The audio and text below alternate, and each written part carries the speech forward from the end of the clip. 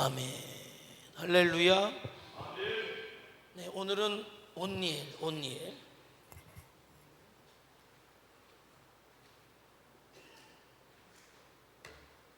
자, 온니엘을 뭐라고 설명하고 있습니까?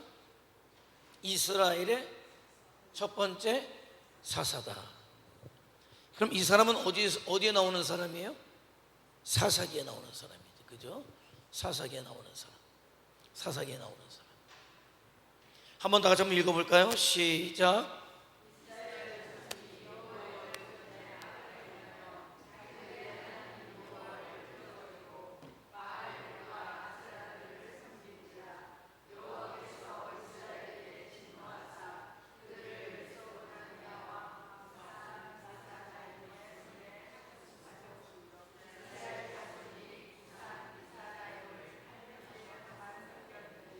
이스라엘 자손이 여호와께 부르짖음에 여호와께서 이스라엘 자손을 위하여 한 구원자를 세워 그들을 구원하게 하시니 그는 곧 갈렙의 아우 그나스의 아들 온니엘이라.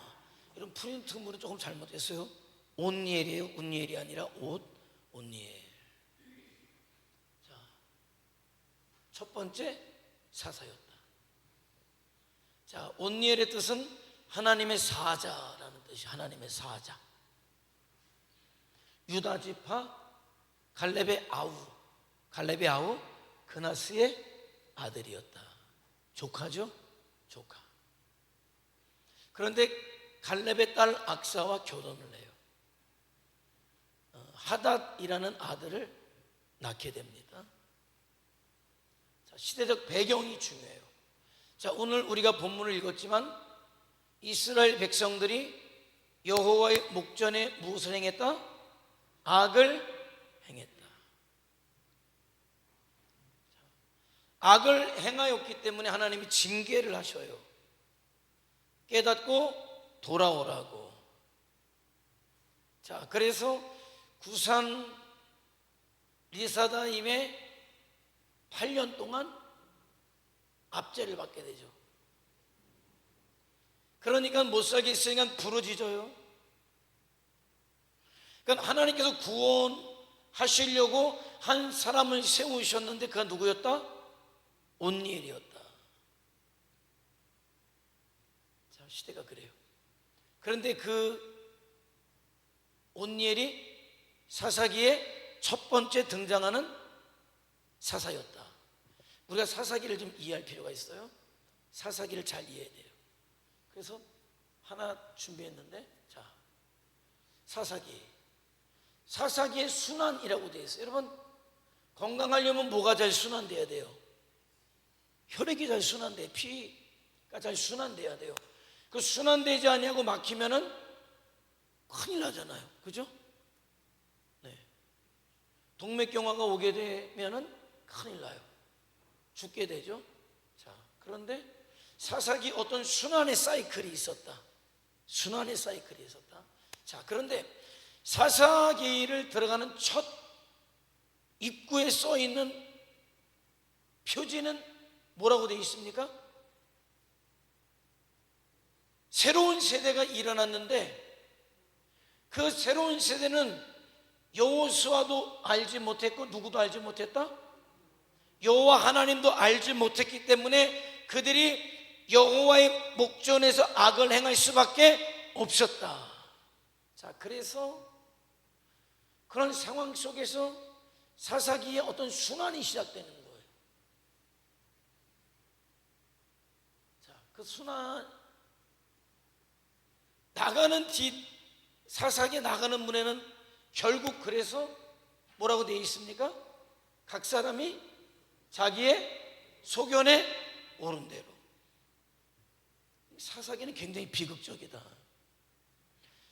여호수아도 믿음의 사람도 하나님도 모르는 세대가 일어나서 결국은 살다가 어떤 결과를 도출해냈느냐?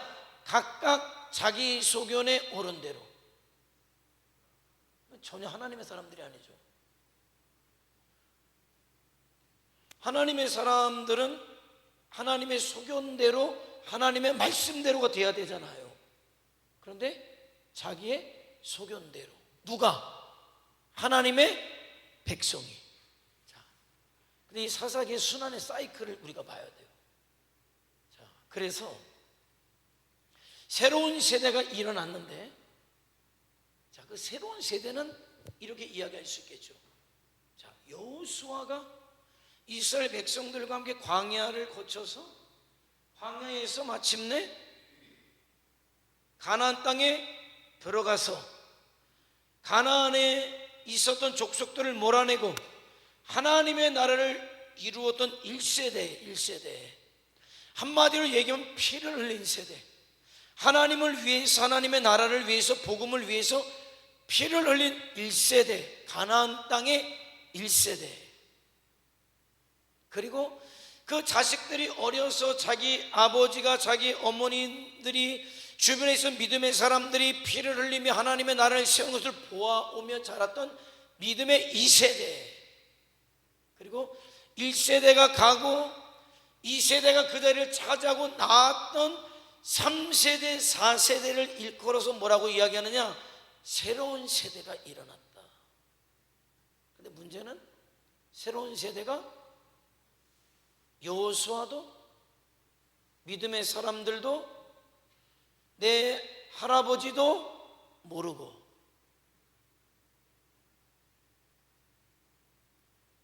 또 본질적으로 누구도 몰랐다? 하나님도 몰랐다. 자, 그렇게 결국 그런 사람들이 만들어내는 게 뭘까요? 죄죠, 죄. 여호와의 목전에 죄를 짓게 되죠. 여호와의 목전에 죄를 짓게 되죠. 우상 숭배를 범하게 되죠. 이방 여인과 통혼하지 말라고 했는데 이방 여인들과 통혼하는 일들이 생겨죠. 자기 육신적인 정욕적인 이익을 위해서 하나님을 모른다. 죄죠, 죄. 자, 그럼 하나님의 입장에서 그렇게 하나님의 나라를 세우려고 더 본질적으로는 그 백성들을 통해서 온 인류를 구원할 메시아를 보낼 하나님의 구원의 작정, 구원의 계획이 있는데 나몰라라 하고 살아가는 그들이 죄를 짓고 살아가니까 어떻게 되겠습니까? 돌아와야죠. 다시 하나님을 섬기는 하나님의 백성으로 돌아와야 그들을 살리고 그들을 통해서 하나님은 일하시니까. 그러면 죄를 지을 때 그냥 깨닫지 못해요. 어떡합니까? 여러분, 잘못하는 자식이 잘못을 하면서 잘못을 모를 때 어떻게 해요? 내버려 둡니까? 내버려 두지 않죠. 회초리를 들어야죠. 네. 그래서 하나님은 회초리를 드시죠. 그게 뭐로 나타납니까? 압제로 나타나는 거죠. 압제로. 오늘 온니엘이 사역했던 시대는 구산 리사다임이라는 왕에 의해서 압제를 당하는 거죠. 다시 얘기하면 징계가 내려오는 거죠. 징계가 내려오는 거예요. 징계를 받게 되면 어떻게 될까요? 징계를 받으면 어떻게 할까요? 정신이 바짝 들겠죠. 그죠? 매를 마저 봐야 정신이 바짝 들지. 매를 맞아요. 그죠? 그래서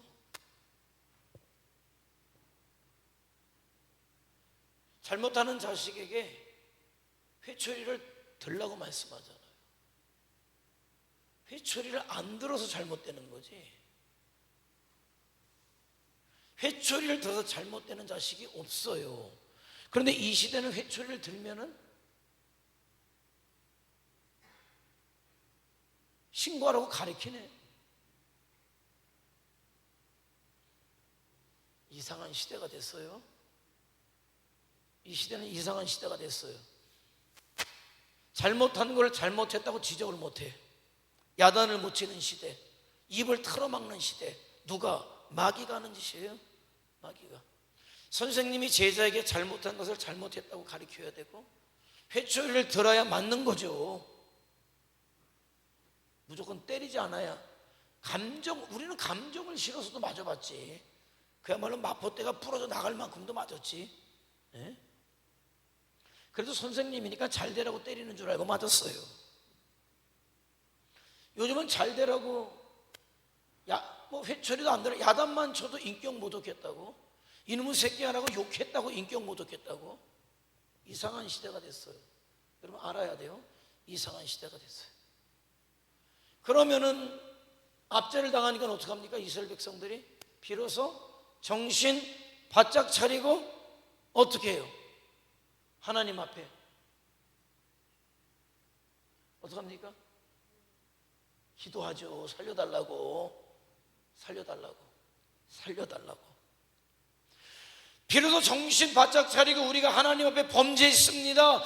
우리가 하나님을 떠나가서 우리가 이런 상황 가운데 있습니다. 그러니 우리를 용서하여 주시옵소서 부르짖죠. 나는 이렇게 돼도 축복이라고 생각해요. 이렇게만 해도 축복이다 생각해요. 그래서 정말 그 하나님 앞에 간절히 구워 있을 때 비로소 하나님이 하시는 일이 있어요. 무엇입니까? 구원하시는 거죠. 구원자를 세우시고 구원의 일을 이루시고 살려주시는 거예요. 그러면 평화가 찾아오죠. 그러면 사람이라면 어떻게 될까? 배워야죠.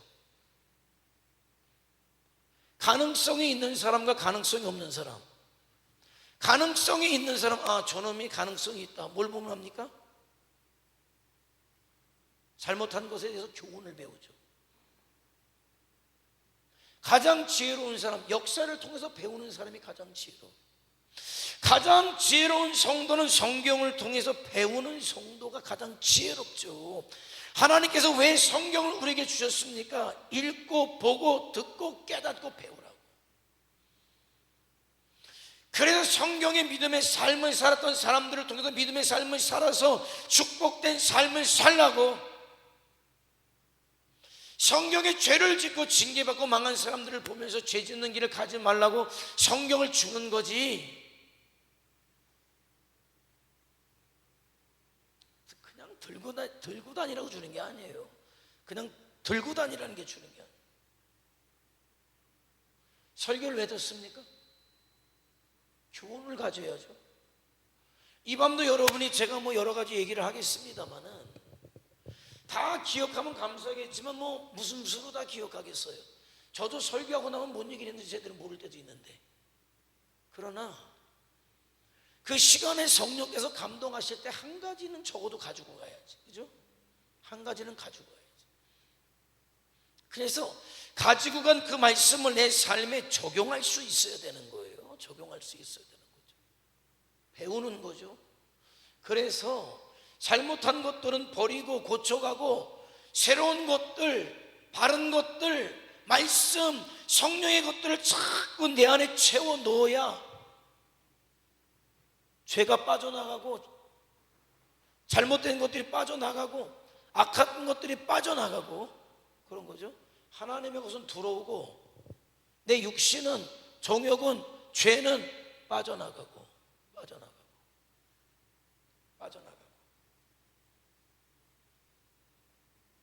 막 속지 말고, 죄도 들어오고 은혜도 들어오고, 이 섞이는 거는, 이거는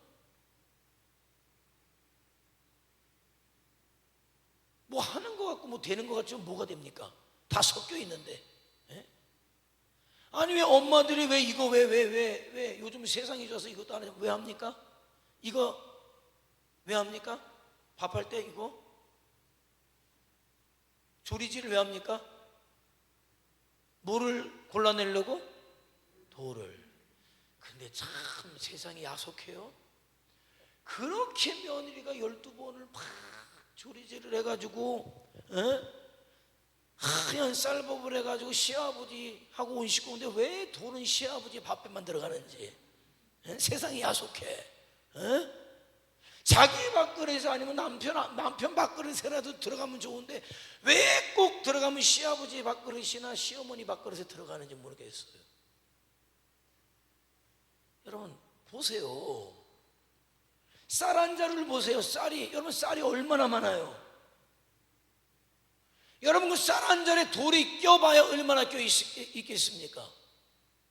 쌀이 1000톨이면은 돌은 한 두세 개밖에 없을 것 같아요. 그런데도 돌 씹으면 끝나는 거예요. 돌 씹으면 끝나는 거예요. 하나님의 은혜도 엄청 받는데 악한 것들도 엄청 집어넣고 있다. 어디다 써먹겠습니까? 어디다 써먹겠어요? 그러니까 갈릴리 바다에 베드로가 물고기를 잡을 만큼 물고기가 많았던 비결이 어디 있습니까? 헬몬산에서 녹은 물, 비옥한 토지에서 나오는 물이 들어와서 갈릴리 바다를 채우고, 그 갈릴리 바다에서 채워진 물이 빠져나가서 서해 바다로 흘러가죠. 그 안에 계속 물이 순환되니까 물고기들이 살고, 거기서 베드로가 물고기를 잡고 주님도 잡은 물고기 드시고.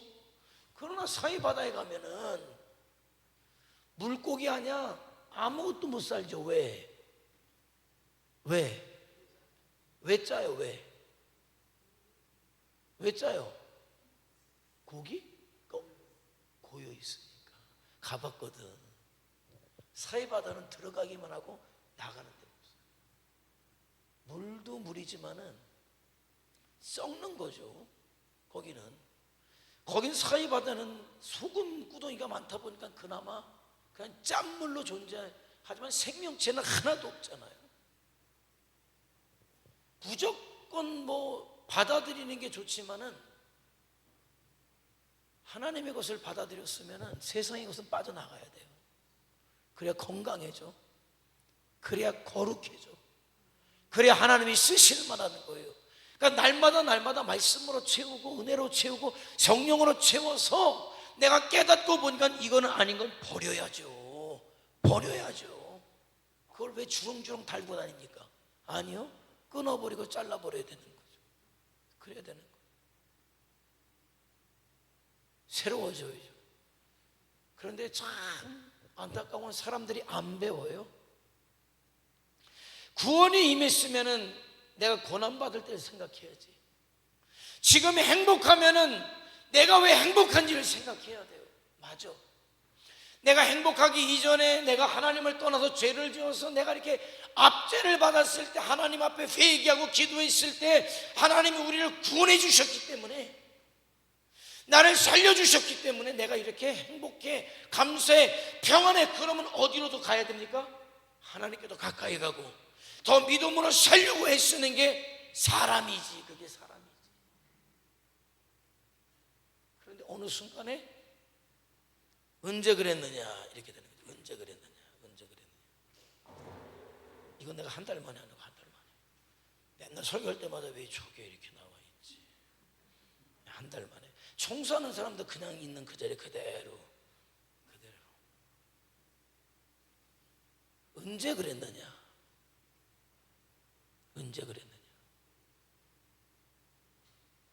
그래서 뭐가 옵니까? 망각이 오지. 망각이 오지. 자, 이 망각이 무서워요.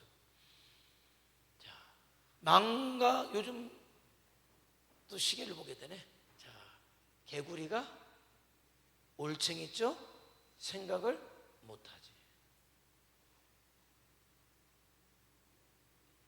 그렇게 되면 어떤 일이 벌어집니까? 어디로 갑니까? 또 죄로 가는 거지. 왜 사사기가 비극인지 아십니까? 이 사이클이 계속 돌아가요. 사사기는 비극이야. 이 사이클이 계속 돌아가요. 한 바퀴 도는데 몇 년 걸렸을까요? 한 바퀴 도는데 하루아침에는 안 까먹어요. 한 바퀴 도는데 50년이 걸렸어요. 50년. 사사기가 들어가면서부터 나갈 때까지가, 그러니까 사무엘 선지자가 세워질 때까지 몇 년 걸렸을까요?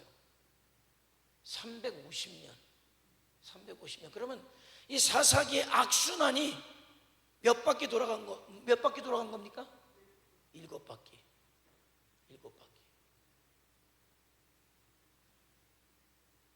그럼 저와 여러분의 인생을 한번 대입해 보세요. 이거는 역사를 통해서 보는 거예요. 역사를 통해서. 내 개인의 인생을 통해서 보면은요, 한 번 정신 못 차리면 가는 거예요. 50년은 그냥 가는 거예요. 내가 30에 20에 죄를 짓기 시작했다. 10년 20년 고생해서 회개해서 하나님의 은혜를 받았다. 내가 구원을 얻었다. 내가 이만큼 살 만큼 됐다. 평강을 누렸다.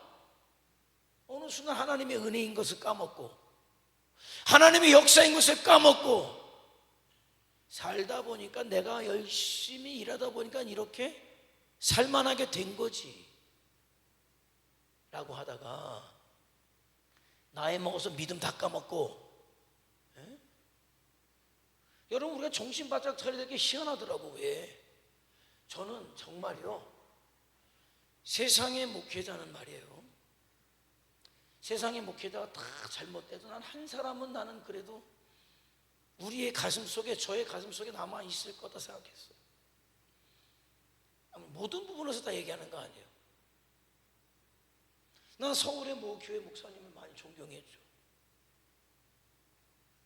그분이 지어놓은 교회에도 제가 가서 봤죠. 이런 간증이 있어요. 비전을 이야기한 거죠. 나는 기도할 때도 하나님, 앞으로 100년 안에 가장 큰 교회를 하나님 지으실 계획이 있다면 그 교회를 나를 통해서, 우리 교회를 통해서 짓게 해주세요. 정말 이 강단에서 망원경이 아니면 저 끝에 있는 사람을 알아볼 수 없을 만한 교회를 짓게 해주세요. 그게 성도들이요, 다 그런 사람들이 모였어요. 그 교회 지을 때 누가 얘기 안 해도 평생 우리가 한 번 할까 말까 헌금을 거의 대부분의 성도가 다 해서 정말 그런 교회를 기둥 하나 없이 망원경이 아니면 끝에 있는 성도를 구분하지 못할 교회를 줬어요. 갔었죠. 강대상도 엄청나죠. 우리 이거 샀지만은 그 앞에 있는 전면이 다 이거야. 그때 코로나 때 집에서 예배 드리는 사람 각 가정마다 다 뛰어가지고 뒤에 하루 하나님 앞에 7시간 이상 기도하지 않는 사람, 또 사적인 욕심이 없어야 되니까는 재산 없는 사람, 어떤 사람.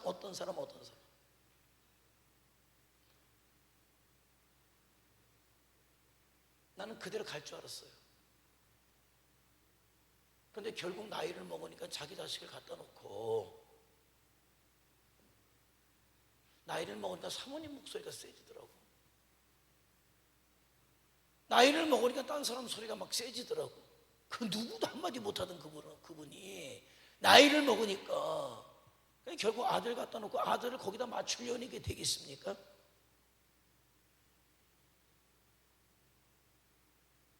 정신 바짝 차려야 돼요. 나는 안 그래요. 나이 드셔보세요. 나이 드셔보세요. 아니, 제가 여러분도 나이 많다는 얘기가 아니에요. 연세 드신 분들이, 그렇게 강하던 분들이 어느 나이가 되니까, 제가 목회하면서 보니까 내가 언제 그랬느냐, 내가 언제 주를 위해서 정말 죽겠습니다, 살겠습니다, 내가 언제 그랬냐, 그 모습이더라니까요. 그래서 내가 가장 충격적이었던 게, 집사님이었어요. 어렸을 때 그 자식들 그 교회 학교에 나왔었어요. 근데 아이들이 크면서 자식놈들이 이제 나가게 되면서 다 크면서 나이를 먹었어요. 교회를 안 나오시는데 왜 안 나오십니까? 그랬더니 우리 자식들이 다 이렇게 크고 며느리가 들어와서 저렇게 절간 가고 그러는데, 집이 잘리려면 집에 종교가 하나여야 되는데, 내가 교회를 다니니까 집이 잘 안 되는 것 같아서 교회를 그만 다니려고 그런다고. 젊어서 안 그랬어요.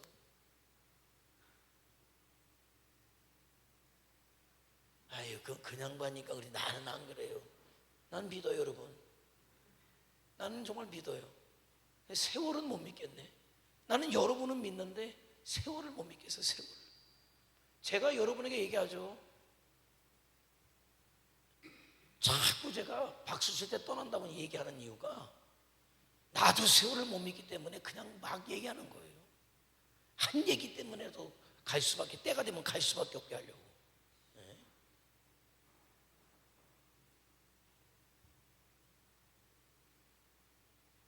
망각. 세월 앞에 장사 없다고 여러분 정신 바짝 안 차리면 세월 앞에 당하는 거예요. 세월 앞에 당하는 거예요. 그래서 우리는 뭡니까? 내 겉사람은 어쩔 수 없죠. 이 세상이 시간의 지배를 받는데 시간이 흐르는데 나이 안 먹을 사람이 있습니까? 나이 먹는데 몸 안 아플 사람이 있습니까? 나이 먹는데 정신도 흐려지죠. 그러나 속사람은 날마다 새로워지란 말이에요. 내가 밥을 먹지만 나는 밥을 먹으려고 사는 사람이 아니라 나는 밥을 먹고 하나님의 영광을 위해서 살아가야 될 사람이야. 여러분, 그 분명한 사명의식을 가지고 살아야 잃어버리잖아요. 그걸 잃어버리는 거예요. 사명을 잃어버리는 거예요. 내가 하나님의 사람이라는 사실을 잃어버리는 거예요. 내가 이 땅에 어떻게 살아가야 될 사람인지, 하나님께서 어떻게 부른 사람인지 잃어버리면 안 되는 거예요. 그럼 죽는 거예요. 행여라도 내가 하나님 앞에 간구할 때부터 구원의 때에 살다 가면 얼마나 감사하겠어요. 그렇게 마음대로 됩니까? 그러니까 정신 바짝 차리고 늘 언제나 하나님의 간절한 마음을 가지고 초심 잃어버리지 아니하고 구원의 기쁨과 구원의 감격 잃어버리지 아니하고 오늘을 살아가는 거예요. 저와 여러분에게 어떤 일이 벌어질 줄 압니까? 어제도 그 사람들 얼마나 가슴 아파요. 7월 달이 승진의 달인가 봐. 시청에서 은행에서 승진해서 축하한다고 밥 먹고 뭐하고 하다가 여러분 죽어나간 사람이 9명이에요.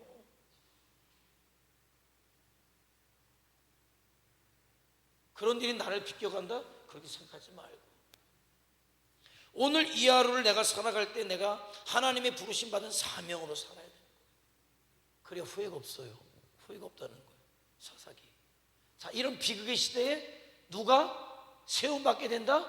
온니엘이 세움받게 된다. 자, 출생하죠.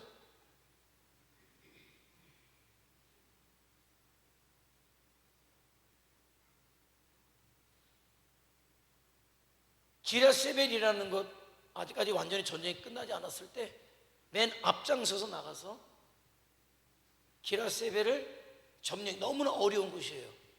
다 가기를 꺼려해. 누구든지 앞장서서 저 기랴세벨을 점령하는 자에게 내 딸을 주겠다. 누가 그랬어요? 갈렙이 얘기한 거예요. 그래서 온니엘이 맨 앞장서 나가서 그 어려운 기랴세벨을 점령하고 얻은 아내가 갈렙의 딸이었던 거죠. 갈렙의 딸이었던 거예요. 갈렙의 딸 악사하고 결혼을 해요. 자, 그러다가 그들이 죄를 지면서 메소포타미아 구산 니사다임에 의해서 압제를 받게 되는 상황이 놓여진 게 되고, 그런 상황 가운데 누구의 부르심을 받습니까? 하나님의 부르심을 받았다.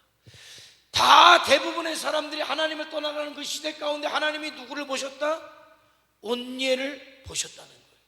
그래서 하나님에 의해서 사사로 세움을 받았고 부산 이사다임과 싸워서 이기게 되었고, 그를 통해서 그 땅에 40년 동안 뭐가 임했다? 평화가 임하게 되었다. 그리고 하나님의 부르심을 받게 돼요. 자, 성품. 저는 이 성경을 잘 봐야 돼요. 왜? 이 시대가 어떤 시대일까요? 어떤 시대일까요? 아무리 봐도 사사기지. 지금 다시 사사기가 돌아왔다니까요. 지금 교회 안에서도 말이죠. 정말 핍박을 받았던 믿음의 1세대들이 가고, 이 세대들이 지금 다 나이를 먹고서 이제 3세대, 4세대가 일어나는 게 한국 교회 아닙니까? 우리 아버지, 우리 할아버지, 우리 할머니가 어떻게 신앙생활했는지도 모르고, 하나님이 어떤 분이신지는 뭐 그냥 더 모르고, 교회만은 바깥에 얘기할 필요 없이 교회만 해도 그런 세대가 일어났잖아요. 더 무서운 건 뭡니까? 사사기의 끝이 뭐라 그랬어요? 자기 소견에 옳은 대로. 지금 여러분 우리나라 돌아가는 거 보십시오. 윤리가 있습니까? 아니, 상식이 있습니까? 뭐예요? 내가 기분 나쁘면 나쁜 거예요. 지나가다가 누가 나를 쳐다봤다. 아니, 쳐다볼 수 있지. 아니, 뭐 잘생겨서도 쳐다볼 수 있겠고, 뭐 멋있어서도 쳐다볼 수 있겠고, 아니 뭐 눈이 돌아가서 쳐다봤을 수도 있겠죠. 그런데 쳐다봐서 기분 나빠서 어떻게 해요? 아, 뭐 칼로 찔러야지, 뭐 기분 나쁘니까. 자, 차를 타고 간다. 아니, 자동차 속도가, 여러분, 그 사람이 어떤 차를 타고 가는지 모르겠습니다만은 자기보다 앞서갔어. 그 차가 어떤 차인지 상관없어. 기분이 나빠. 그래서 가서 더 빨리 가.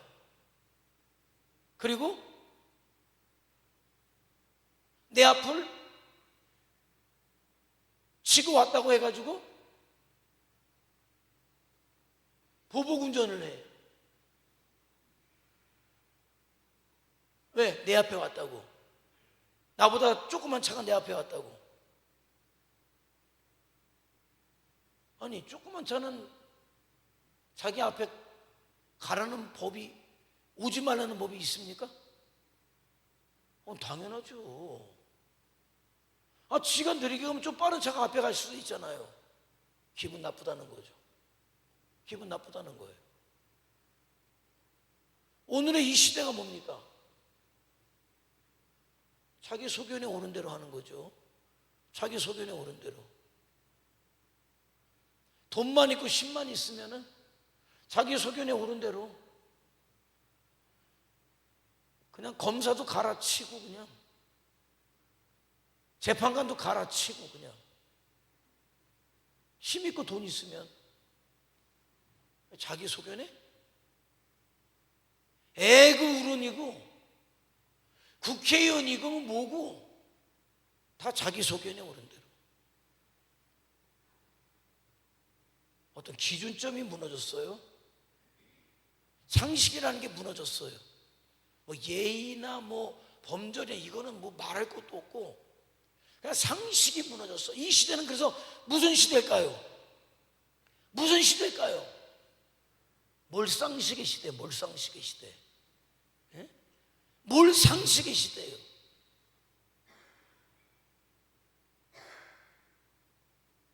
이 시대가 지금 몰상식의 시대예요. 이 사사기가, 여러분.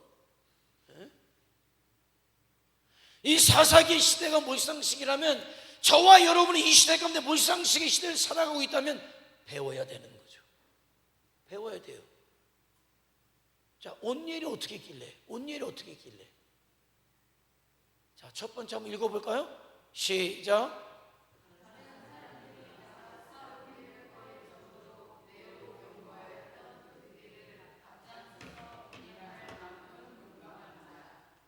이 시대는 믿음의 삶을 살기를 다 싫어해요.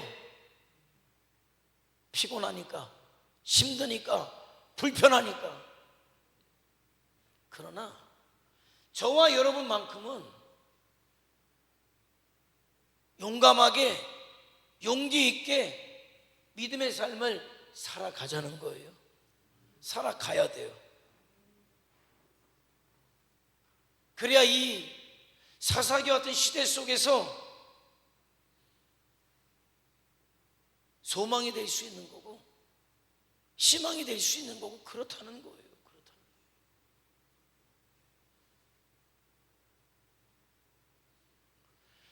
나는 우리 교회가 말이죠, 그렇고 그런 교회가 되길 원하지 않아요. 나는 정말 믿음의 싸움을 싸우는 용감한 사람들이 모이는 교회가 되기를 원해요. 원합니다. 나는 제가 그러길 원하고 여러분이 그러길 원해요. 난 정말 그러길 원합니다.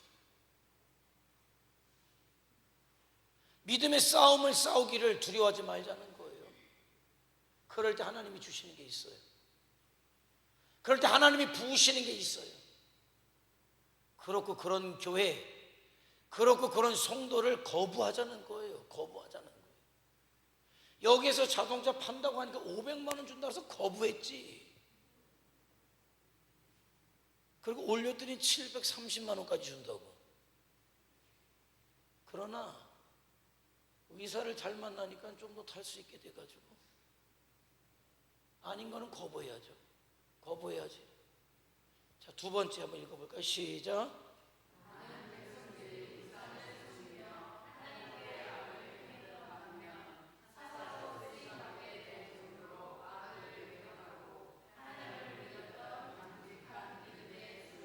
그러니까 다르게 살아야 되는 거예요.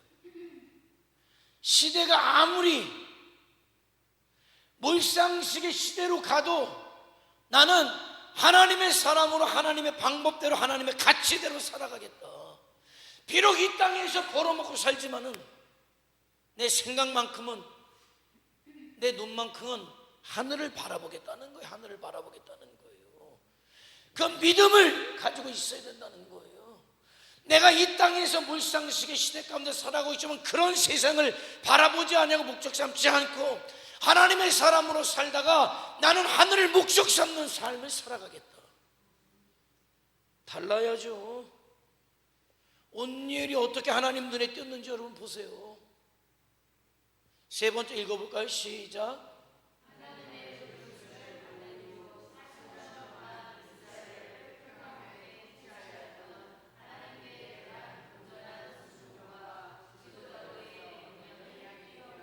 하나님 앞에 순종할 줄 아는 사람이었다는 거예요. 자, 이 시대는 지금 하나님 앞에, 하나님 뒤에서도 아니에요. 하나님 앞에서 악을 행할 만큼 간땡이가 부은 시대가 이 사사기의 시대였고 지금 우리가 살고 있는 시대였는데, 그런 시대에 누가 눈에 띄었다? 온니엘이 눈에 띄었다. 누구의 눈에? 하나님의 눈에. 나는 이 시대 속에 저와 여러분이 영적인 싸움을 두려워하지 아니하고 용감하게 영적인 싸움을 싸워서 믿음 아닌 것은 아니라고 하고 세상 가치를 반대하고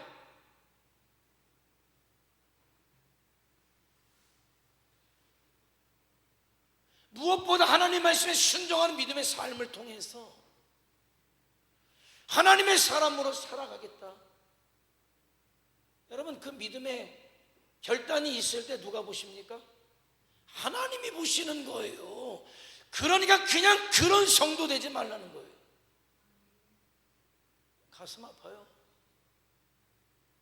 그냥 그런 교회 되려고 하지 말고, 그냥 그런 성도 되려고 하지 말고, 온열과 같은 성도, 하나님 눈에 띄는, 뭐가 달라도 다른, 뭐가 달라도 다른 성도, 교회. 뭐 요즘 뭐 이제 뭐 전쟁한다고 또 막 그러대요. 내년도 성지순례 가려나 모르겠어요. 지금 빨리빨리 하고 빨리빨리 끝내든지. 그런데 600만 밖에 되지 않아도 하나도 안 무서워. 그냥 하나도 안 무서워. 아랍이 수억인데 하나도 안 무서워. 다 덤벼라. 다 덤벼라. 자기들은 그런 어떤 자부심이 있어요. 예수님을 비록 십자가에 못 박은 유대인들일지라도 자기들은 특별하다는 생각을 가지고 있어요. 이 시대 가운데 저와 여러분이 나는 특별해. 하나님이 나를 세우셨어. 나는 하나님의 사람이야. 나는 밥 먹음으로 만족할 사람이 아니라 밥을 먹고 주와 복음과 하나님의 나를 위해서 살 사람이야. 이 생각만 딱 박히면 눈동자가 달라요. 네?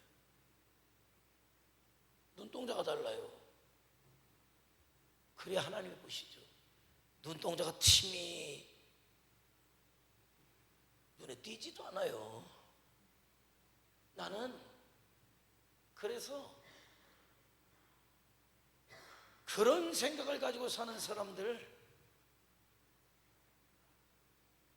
비록 적게 모여도 난 소망이 있다고 봐요. 100명 모이면 뭐합니까? 예? 예비군들 100명 모이면 뭐합니까? 특공대 10명만도 못한대. 예? 나는 우리가 그러길 원해요. 비록 지금은 적게 모여도 그런 우리가 세워질 때 하나님은 우리를 통해서 일하실 때 예비군들하고 일 안 하셔요. 특공대와 일하지. 자, 첫 번째 사사였다. 자, 그리고 온유의 특징이 있어요. 두 번째 읽어볼까요? 시작.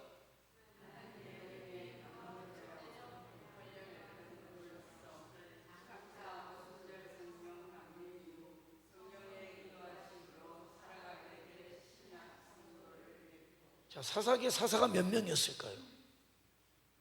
사사기의 사사가 몇 명이었을까요? 14명. 자, 그런데 여기서 엘리 제사장하고 사무엘 선지자를 빼면, 마지막 사사가 사무엘이니까 빼면 사사기에만 나오는 사사는 12명. 그런데 성령의 감동하심을 받았다 라고 나오는 사사는 몇 명일까요? 몇 명일까요? 4명. 오늘 우리가 보고 있는 누구? 온니엘. 그리고 3글자짜리 이름 또? 사사 생각해봐요. 3글자짜리 이름. 사사기에 나오는 사람. 하나님의 영으로 충만했다면 위대한 일을 해낸 사람이지. 모아 300명? 모아 300명? 기드온. 그리고 2글자짜리 이름 가진 사람. 한 사람은 삼손, 한 사람은 입다지. 입다. 똑같은 사사가 아니에요? 그렇게 따지면 14명 따지면 5명. 누구까지? 사무엘 선지자까지. 사무엘 선지자까지 따지면 5명. 똑같지가 않아요. 사사만 되더라도 여러분 보통 아니죠. 특별하니까 쓰여졌겠지만은 그러나 그 가운데에서도 더 특별한 사람들은 뭡니까? 하나님의 영에 충만한 사람이, 어떤 역사의 쓰임을 받은 거 보면 일반 사사들이 요만큼 쓰였다면은 하나님의 영에 감동된 사람들이 이만한 일을 해내지. 성도라고 다 똑같다고 생각하지 말고,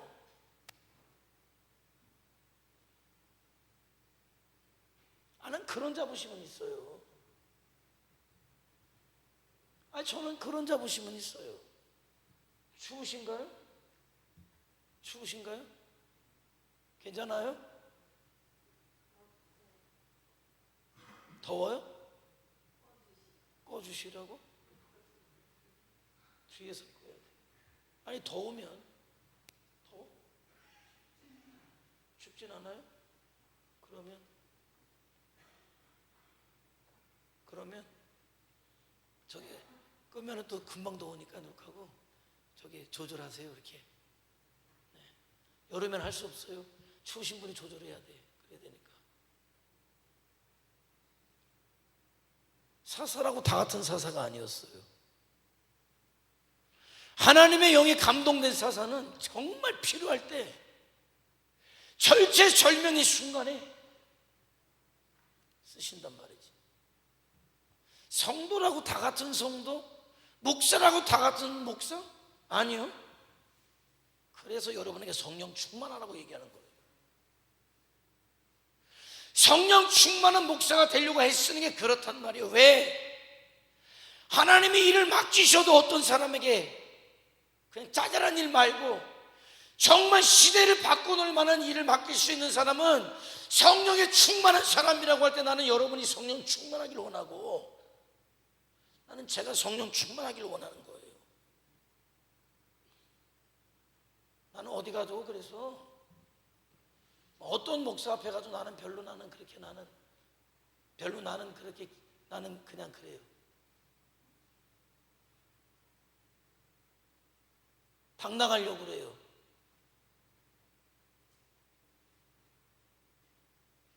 어떤 분이 그러더라고.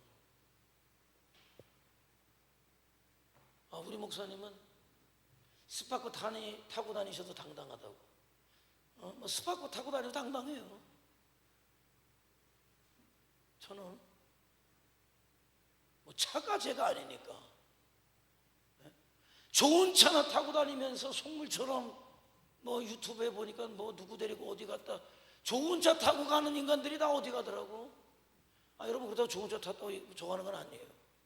그게 아니라 그 사람이 어떠하냐. 하나님의 영에 감동된 자들이 돼야 돼요.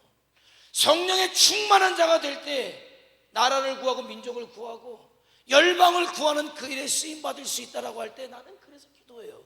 성령 충만을 위해서 기도해요. 성령 충만한 사가 잘못되지 않아요. 성령 충만하면 내 속에 악한 것들이 떠나가지. 성령 충만하지 않으니까 악한 것들이 내 안에 있지. 믿음의 삶을 방해하지. 그래서 기도하자는 거예요.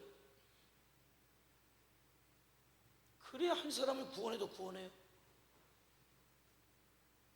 자, 평가하면 다 끝난 거예요. 이제 평가 한번 읽어볼까요? 시작.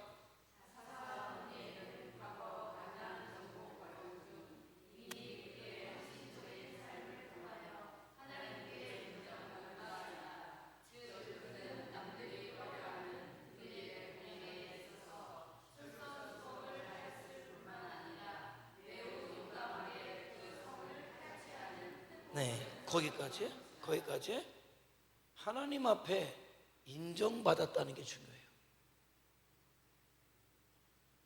여러분들 볼 때 뭐 한 가지 인정받는 게 있어야 될 거 아니에요.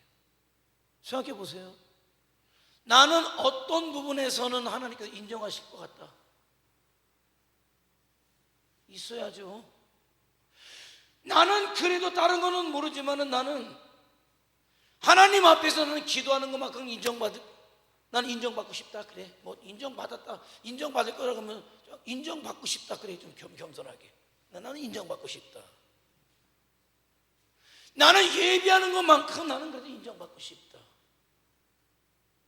나는 헌신하는 거, 나는 충성하는 거, 나는 이런 거 하나만큼 인정받고 싶다. 어떤 거 하나는 인정받는 게 있어야죠.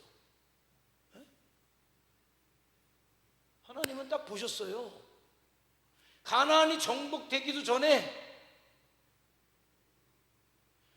온니엘이 나가서 드빌이 기라세벨이요. 기라세벨을 점령하는 걸 딱 봤잖아요. 목숨 걸고 하나님의 나라를 위해서 내가 저기를 다 꺼려하지만 내가 앞장서 죽더라도 내가 먼저 죽겠다. 내가 죽더라도 이 성을 내가 함락시키고 죽겠다. 누가 보십니까? 하나님이 보시죠. 어떤 부분 다 할 수는 없어요. 그러나 어떤 부분에서만큼은 하나님이 인정하는 부분을 가지고 있어야 돼요. 성도는 나만의 것을 가지고 있어야 돼요. 하나님 보시죠. 그래, 그 부분 내가 널 인정한다. 그거죠. 그거 붙들고 가는 거예요. 내가 잘할 수 있는 거 붙잡고 빼앗기지 않으려고 최선을 다해서 가는 거죠. 그런 자를 통해서 하나님은 뭐 하신다? 일하시는 거예요. 일하시는 거. 찾으세요. 하나님, 내가 우리 교회에서 이것만큼은 인정받고 싶습니다. 이것만큼은 인정받고 싶습니다. 난 목사도 마찬가지예요. 말씀에 대한 열정만큼 내가 인정받고 싶습니다.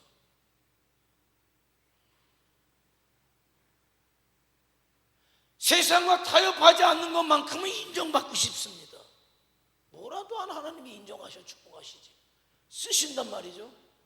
우리 교회가 이것만큼 하나님 앞에 인정받자는 거예요. 주를 위해 살고자 하는 그런 열심만큼은 인정받자는 거죠. 인정받자는 거예요. 두 번째 한번 읽어볼까요? 시작.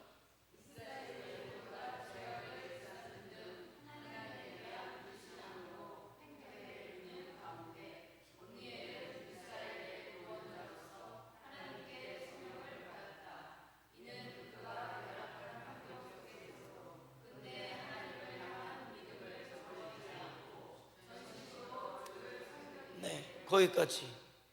이 시대가 그렇잖아요. 믿음으로 사는 사람을 바보라고 하는 시대예요. 왜? 돈이 최고인 시대인데, 돈이 하나님인 시대인데, 예? 여러분 왜 이 사회가 이렇게 된지 아시면 뭐가 만들어낸 사회일까요? 황금 만능주의가 만들어낸 세상이 지금 우리 앞에 펼쳐지고 있는 거예요.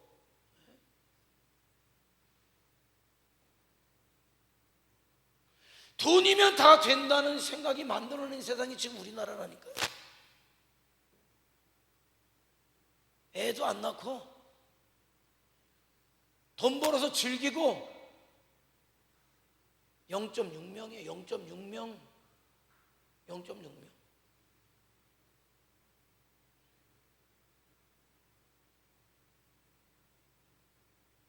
이제 막 들어올 거예요, 여러분. 이슬람에서 막 들어올 거예요. 왜? 이슬람이 들어와야 7명, 8명씩 나. 그러면 자연스럽게 교회는 다 허물어질 거예요. 뭐가 이렇게 만들었습니까? 우리나라가 불과 몇십 년 전에 출산율이 6명에서 8명이에요. 우리나라가 0.6명이에요. 0.6명. 지금이 사람처럼 사는 시대는 아니에요. 나는 이런 시대 가운데 사람처럼 살고 싶어요. 돈이, 권세가 이게 아니라 옳은 게 옳다 할 수 있는, 잘못한 건 잘못했다고 할 수 있는, 더 나아가서 하나님의 가치를 가지고 살아가는 사람으로 살고 싶은 거예요. 사람 같지 않은 것들이 너무 많잖아요. 돈이면 최고다라고 하는 게 사람입니까? 돈 앞에 아버지도 없고 엄마도 없고 형도 없고 동생도 없고, 예? 위아래도 없고 사람 아니에요. 사람이라고 하지 마세요. 근데 이 시대가 그런 시대가 됐잖아요. 사람이지만 사람 아닌 자들이 사는 시대가 됐잖아요. 돈에 눈이 뒤집혀가지고 돈이면 다 된다는 거죠. 돈이 있느냐 없느냐에 대해서 위아래를 훑어보지 않습니까? 사람처럼 사세요. 돈에 끌려다니면 사람처럼 못 살아요. 돈이 필요 없다는 게 아니에요. 돈이면 다 된다는 생각을 버리라는 거예요. 돈이 하나님이다라는 생각을 버리란 말이지. 그럼 사람처럼 못 살아요. 그러면은 다 돈으로 보이는데, 아버지 엄마도 돈으로 보이는데, 내 이름으로 집문서 안 해줄 때는 일주일에 한 번도 오고 한 달에 한 번도 오고, 아이고 저놈이 그래도 정신 차리나 보다, 딱 명의도 주는 순간에 안 와. 예? 아프다 그러면 요양원이나 집어넣으려고 오는 거예요. 그런 세상이에요. 돈으로 키우니까 그렇게 된 거예요, 여러분. 그러나 돈 있는 집 자식은요, 아버지 아프기 시작하면요, 언제 돌아가시나. 왜? 아버지가 돌아가야 그 돈이 내 돈이 되니까 빨리 돌아가셔야 되겠다. 다 그런 건 아니에요, 여러분. 그러나 남겨줄 돈 땡전 한 푼 없는 놈은 아버지 아프다 그러면 가슴이 아파가지고 뛰어와요. 우리 아버지 더 사셔야 되는데, 고생만 하셨는데.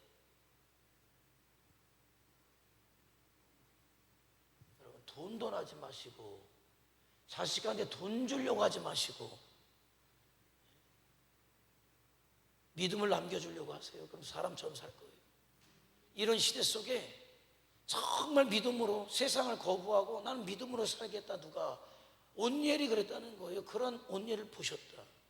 저와 여러분이 그러기를 원해요. 하나님의 사람답게 살자. 자, 읽어볼까요? 시작.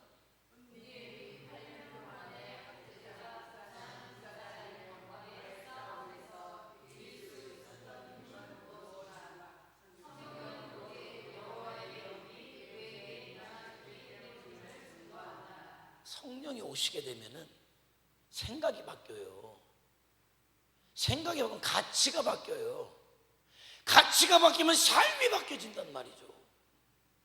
그래서 성령이 중요하신 거예요. 성령을 어떤 방언이나 하게 하고 예언이나 하는 그 요만한 부분 아니에요. 요만한 부분. 성령은 인격적인 분 아니십니까? 내 안에 오셔서 내 삶을 바꾸고 생각을 바꾸고 가치를 바꿔서 하나님의 사람답게 살게 하는 게 성령이시라는 거죠. 그럴 때 저와 여러분이, 여러분 생각해 보세요. 내가 성령 충만 안 한 게 아니라 어느 순간에 내 생각이 바뀌었어요. 내 가치가 바뀌었어요. 내 삶의 목적이 바뀌었어요. 내 돈의 씀씀이가 바뀌었어요. 내 시간의 쓰임이 달라졌어요. 누가 하실까? 성령이 하시는 거죠. 그렇게 좋던 세상 친구도 안 좋고, 그렇게 좋아하던 술 냄새도 맡기 싫고, 담배 냄새도 맡기 싫고. 내가? 아니요. 세상에서 가장 끊기 힘든 게 친구 끊는 거하고 술 끊는 거하고 담배 끊는 거예요, 여러분. 근데 어떻게 친구가 끊어집니까? 술이 끊어집니까? 담배가 끊어집니까? 성령이 하시는 거지. 성령이 하시는 거죠. 삶이 바뀌어지잖아요. 저는 이 시대 여러분이 이 시대의 온니엘이 되길 원해요. 저도 이 시대의 온니엘이 되길 원해요. 그런 역사가 있어서 하나님, 이런 몰상식의 시대 가운데, 불신앙의 시대 가운데, 하나님을 모른다는 시대 가운데 하나님께서 세우시는 구원자들이 되게 하시고 믿음의 역사를 이루어가는 자들이 저희들 되게 하옵소서. 우리 한번 기도하시겠습니다. 기도하죠.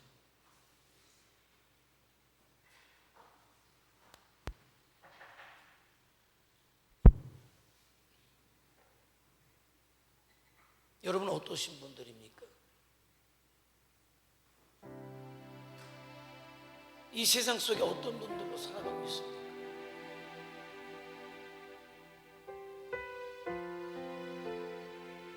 이 물상식한 세상 속에서, 황금 만능주의 세상 속에서, 돈이 하나님인 세상 속에서 여러분은 어떻게 살기를 원하십니까? 그냥 그렇게 살면 죽어요. 그냥 그렇게 살면 망하는 거예요. 하나님, 나는 이런 시대 속에서 온니엘과 같이 믿음으로 살겠습니다. 하나님의 영광을 위해서 살겠습니다. 하나님의 백성으로 살겠습니다. 그런 나를 통하여 일하여 주시옵소서.